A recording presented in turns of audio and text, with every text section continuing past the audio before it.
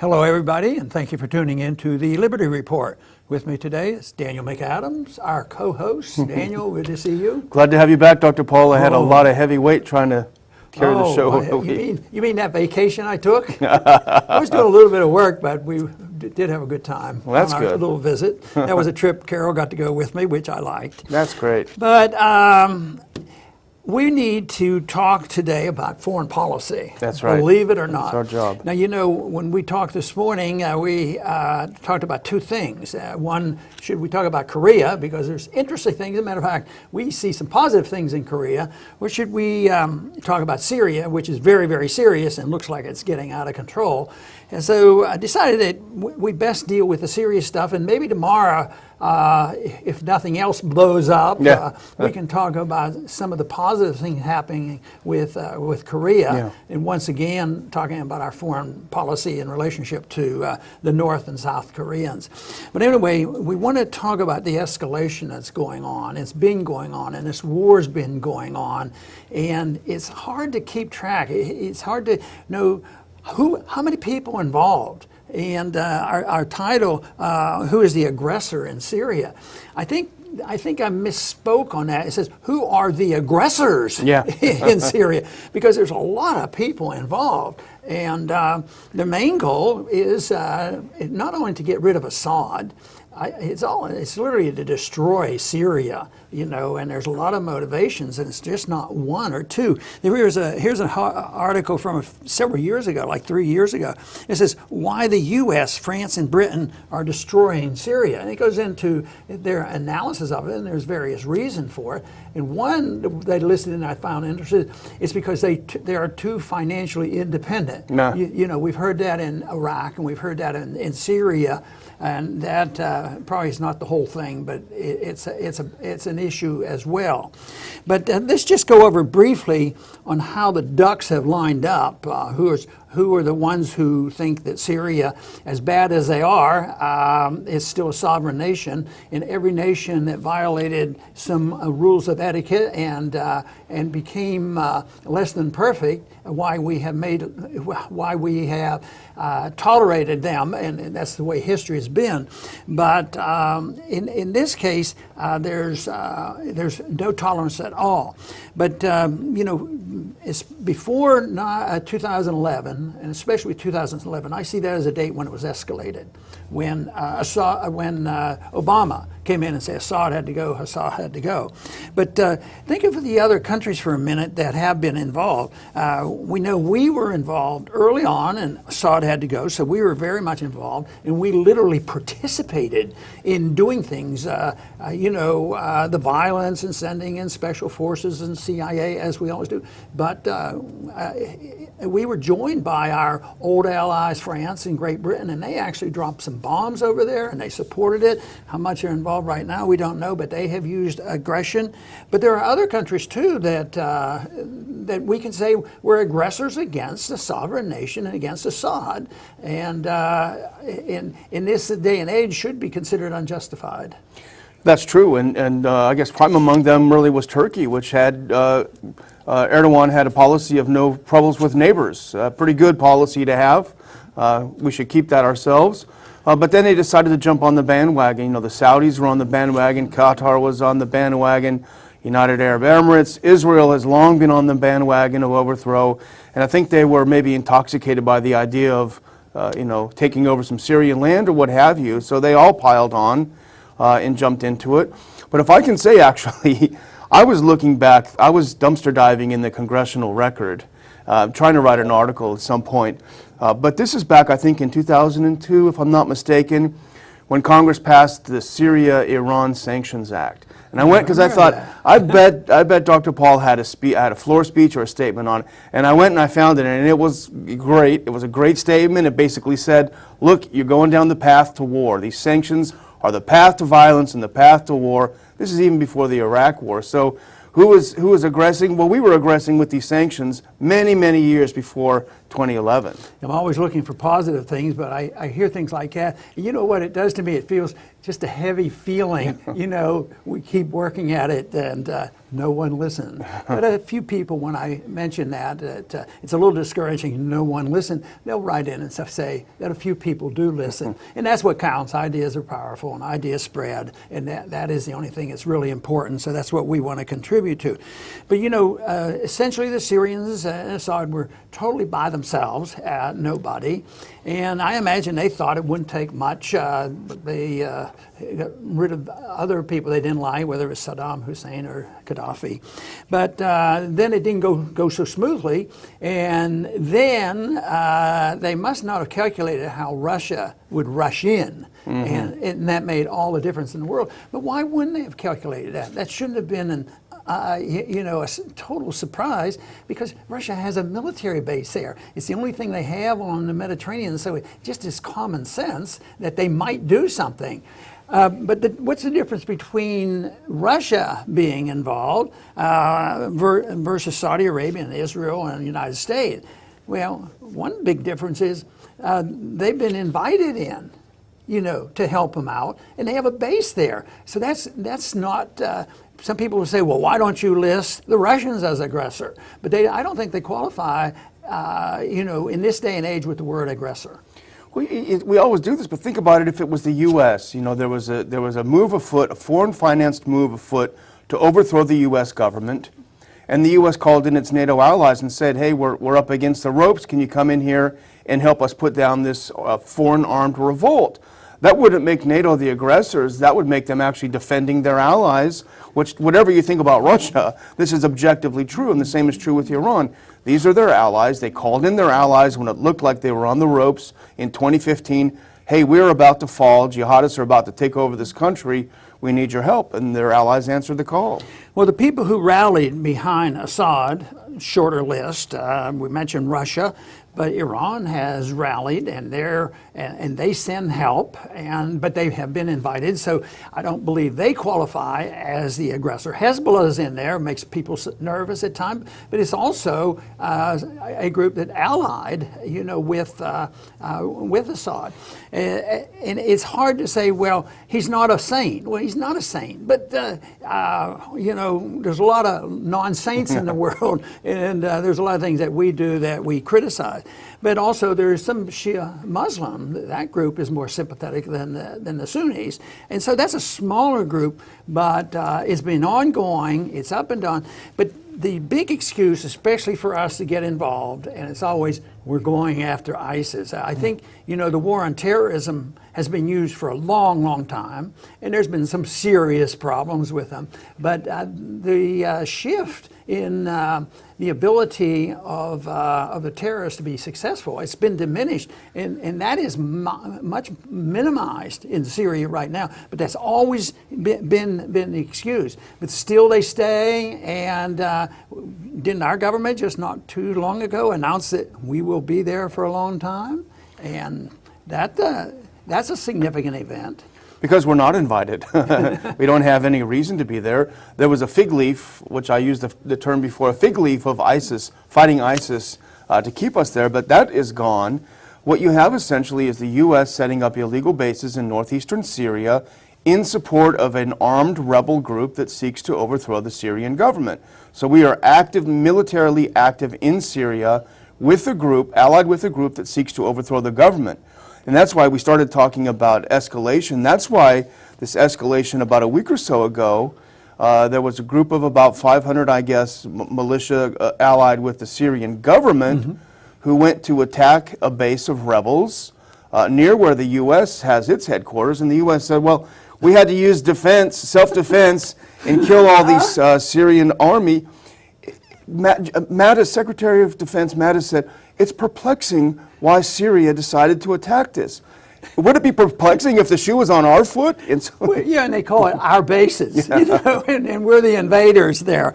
So that happened, but then there was also a Russian plane was shot down, and that is part of this cleaning up action. But that stirred up a lot of problems too, and that was supposed to be done by the Free Syrian Army, that they were capable of doing that. And sometimes the event is important, but sometimes the implication of the escalation is who has which weapons. So this is escalating in light of some of this weaponry is moving in there, serving the interests of Assad, which means that, well, they can't dwell forever on the jihadists because, you know, at one time we were actually helping them and we helped try to save them, and of course we've talked about that. But now they are trying to, you know, clean up this area. But then this weekend, another event might be the most serious of the recent events, and that has to do with the Israelis had an airplane shot down. And that again has stirred up a conflict which looks like what's coming from that is the much stronger rhetoric, not that the animosity hasn't already been there. The rhetoric and the animosity has accelerated between Israel and Iran. And all the blame is being placed on Iran for having this plane shot down. But what was the plane doing? It was bombing Syria. Yeah. Yeah, the two plane shoot downs, I think, really are the reasons why we're talking about this today. First of all, the Russian plane was shot down by forces that were trained and armed, certainly at one point by the United States and under the watchful eye of Turkey. So these, regardless of the origin of the missile, we still don't know if these man-pads, these shoulder-fired missiles were U.S. or Soviet or somewhere else in origin, an old one. Whatever the case is, these are troops that the U.S. was involved with and trained, and they shot down a Russian plane. Of course, they paid the price for it afterward. And then you had, as you point out, the Israelis. They used the pretext of an Iranian drone over Israeli territory. Of course, it was probably over the Golan Heights, which is technically Syrian territory, as a pretext to start bombing. Then when they started bombing and the Syrians actually shot back successfully, then they escalated even further. But thankfully, at least for now, President Putin of Russia called Netanyahu and said, hey, he warned him, calm it down, don't escalate. There's a real danger here, and thus far it's worked. Yeah, and it remains to be seen because I just sort of sense that there's a greater concern that our side that's opposing Assad, the U.S. and the allies are losing there, and they're losing the battle for Syria, and that Assad may persist, and that's why I would expect that there's going to be a lot more military attacks. I don't think this is just going to quietly fade away. I mean, I think some of the leaders on occasion try. I mean, some of these no-fly zones have been developed by Turkey and Russia talking together, and we try to do that for our own benefits. But I don't think it can be solved until we go back to what we started with. Who are the aggressors? Who's invading sovereign territory? Who has the right to do this? And I don't see how it's going to be settled, you know, until people recognize that we in the United States, our government, is participating in these wars that we shouldn't be involved in. And this is not an exception. This is sort of the rule. It's just the one that's on the headline right now. And when you think about the rhetoric directed toward Iran, this is not going to go away. This administration, unfortunately, that's the one thing that they've been pretty consistent on, because as soon as Israel came in and said, you know, it's the Iranians, we got to get them, we said, you're absolutely right, it was Iran's fault, and they're at fault, and yet we can't label them as an aggressor, as an invader, and yet all these allies that we have, we stand behind. But it's sort of like the death and destruction that is occurring in Yemen. It's just so pervasive, and this whole idea causing chaos in Syria, it really comes to my mind whether it could be an ulterior motive of cultural Marxism. This is a lot of violence, but cultural Marxism is to destroy culture. So what happens? They have a war,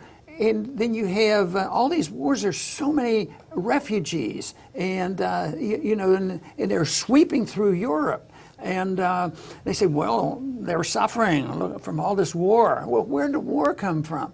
And there's a lot of problems still in Europe. And that, of course, even in the United States, where we have not suffered the same degree of consequence from immigrants, it's still a big issue. It's one of the biggest issues going. I mean, it's always stirring the pot. But if they're looking for destruction of culture, believe me, this is part of it. But war seems to always destroy culture, but it could work in this whole thing that the more chaos you have, the more likely is that George Soros may be wringing his hands, say, hey, but hopefully we can combat his efforts to control the world. And that's why they're so furious with Hungary, as Hungary said, we're not going to take any refugees. It's just not going to happen. It would be nicer if Hungary wasn't involved at all in any of the allied, and I don't think they're directly involved with Syria, but the other thing that we haven't mentioned that we're talking about being sucked into this war even further, right now going on is Operation Juniper Cobra, in which 3,000 U.S. troops are in Israel doing joint military exercises, practicing war against Lebanon. So this is a war that we have no business being involved in. It has nothing to do with us, but we're essentially practicing with them. We don't even have a mutual defense treaty with them. We're practicing war with them. So it just gets us sucked further into these things that we don't have any business being involved in. And I guess the last country that really wants to be involved and has tried to stay out of it has been Lebanon. You know, they're just trying to survive. And I'm sure they don't have much effort to defend themselves either, you know.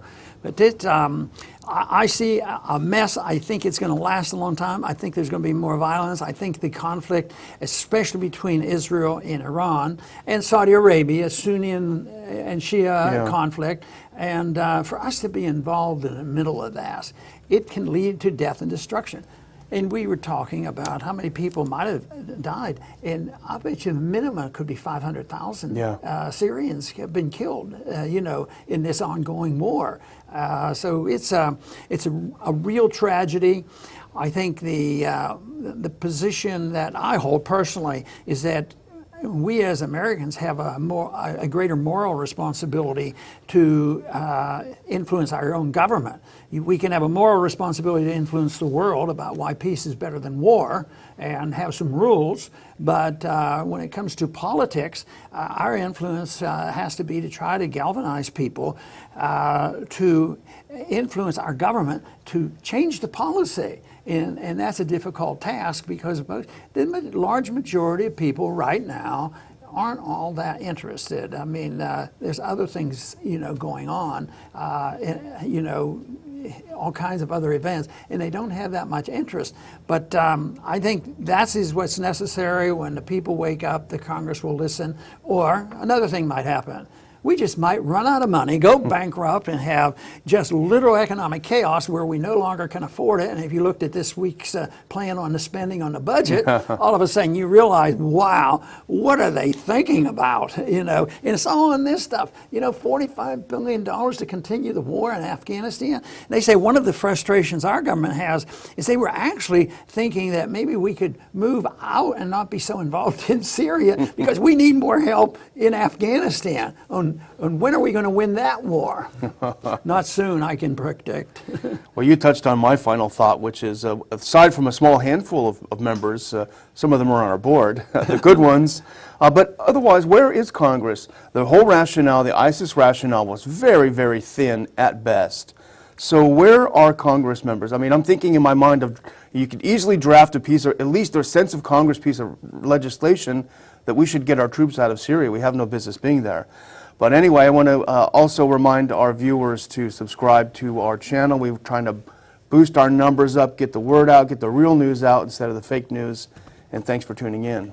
Dr. Thank- Paul? And thank you. And I want to thank the audience for tuning in today, because we are going to pursue this, especially on foreign policy, because we think it is so serious. It's an economic issue, but it's also a peace issue and makes the big difference. Peace and prosperity is what is our goal. But this is an example of an extreme, complex country right now, and the people involved, dozens of different groups involved, and it was stated early on the goal was to destroy and get rid of Assad and destroy the country and cause chaos, and they're doing a pretty good job, but even they must be surprised that the resistance is a lot stronger. There have been unintended consequences. They will continue, so they're rolling along to their perfection of accomplishing the overthrow of the government, whether it's like they did in Iraq and Libya, and even those can't be considered victories at all. They're failures. So there's never seems to be anybody learning a lesson. So it's up to the American people to wake up and send the message. They need to send a message to the members of Congress. Quit it. Just quit it. Quit spending this money. Quit the killing. And why don't you have something that is best for America? And that is have a policy of non-intervention, which is designed to promote peace and prosperity. I think that's a worthy goal. I want to thank everybody for tuning in today to the Liberty Report. Please come back soon.